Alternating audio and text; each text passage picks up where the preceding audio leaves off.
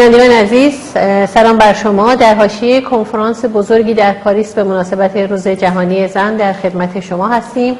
در این قسمت از برنامه‌مون گفتگویی داریم با خانم اریکا دوبق زیگلر که ایشون نماینده پیشین مجلس ژنو هستند. ضمن تشکر از شما خانم زیگلر و خوش آمدگویی به شما، خواهش میکنم ابتدا برامون بگین درباره کنفرانس امروز که نظرتون چی هست.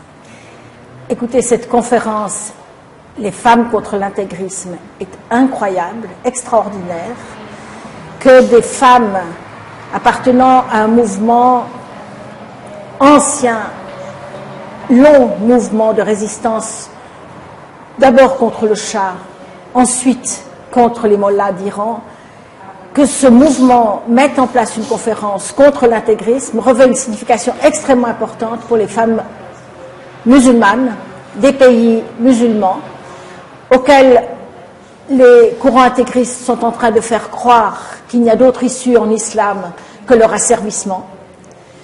Donc c'est un moment extrêmement important historiquement de voir la présidente de votre mouvement, Mariam Rajavi, avec son foulard, réclamer haut et fort l'égalité entre hommes et femmes, l'indépendance, la liberté de leur choix, allant très très loin dans l'analyse des rapports entre les sexes, demandant que les femmes elles-mêmes posent les éléments négatifs de leur culture de femme, la jalousie, l'esthétique, la séduction, la rivalité, au profit d'une relation accomplie,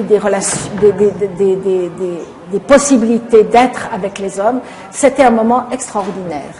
Et je me dis que si cette femme, un jour, devient présidente d'un des plus grands États musulmans du monde, l'Iran, ça sera un effet extraordinaire pour l'émancipation des peuples, des femmes, mais pour notre propre liberté, pour notre propre émancipation. Je trouve ce moment très très remarquable. Merci.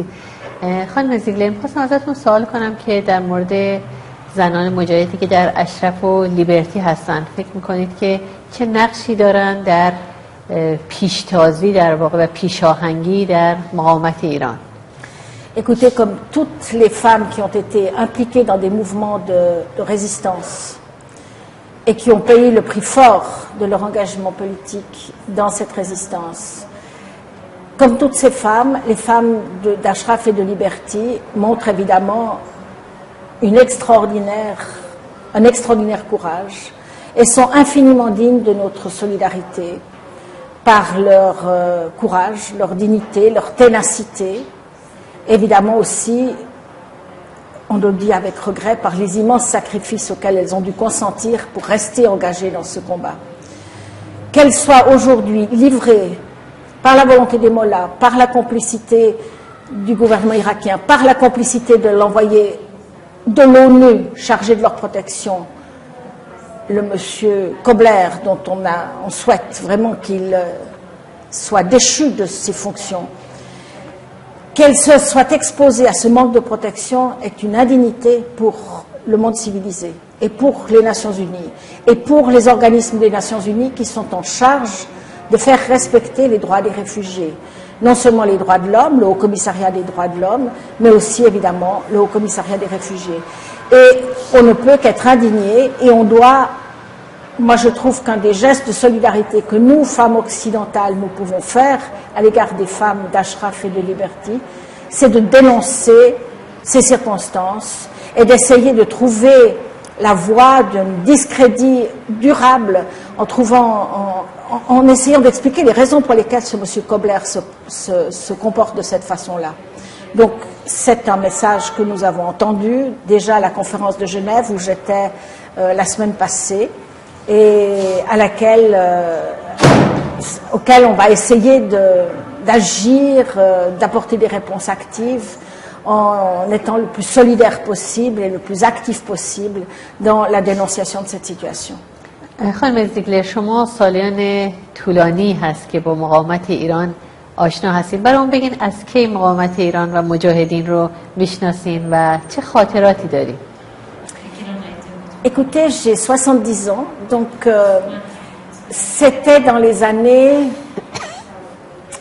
la fin des années 60, comme j'habite Genève. au début des années 70 aussi, j'ai eu l'occasion de côtoyer Kassem Radjavi, qui était professeur à l'université. Et je dois dire que j'étais toujours proche des mouvements de gauche qui défendaient les luttes des peuples pour leur émancipation, leur indépendance. Nous avons fait des manifestations contre la SAVAK et la police du Shah, et nous avons été très associés à pas mal d'Iraniens réfugiés. Lorsque le régime est tombé, nous avons fêté la chute du régime dans un café de la vieille ville de Genève. On n'y croyait pas.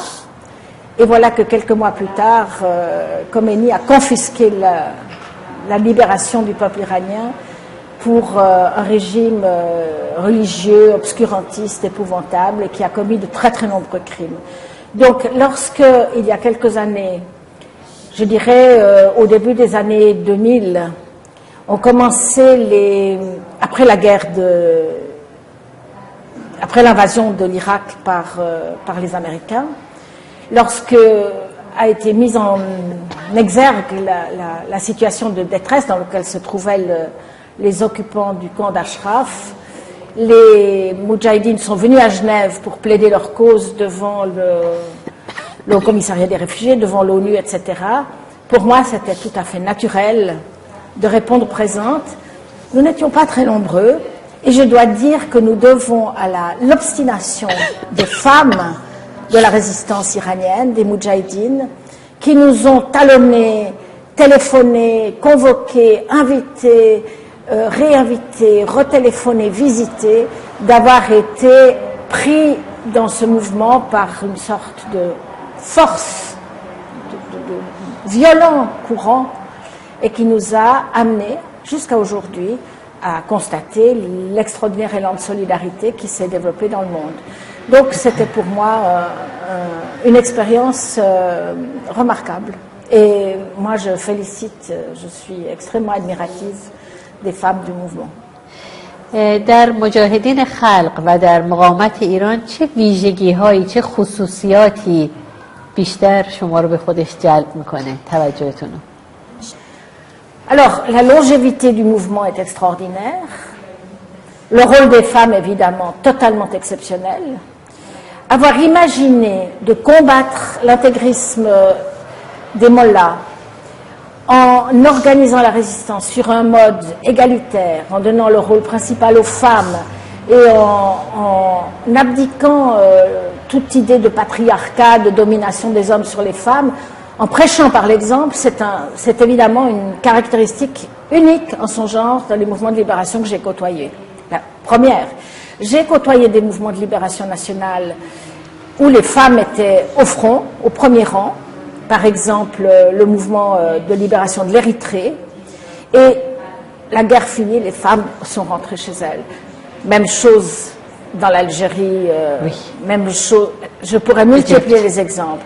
J'ai beaucoup milité auprès des Palestiniens, donc pour moi c'est très exceptionnel cette caractéristique. Mais il y en a d'autres, l'intelligence, le dévouement, le prix énorme que vous avez payé à travers la mort des vôtres.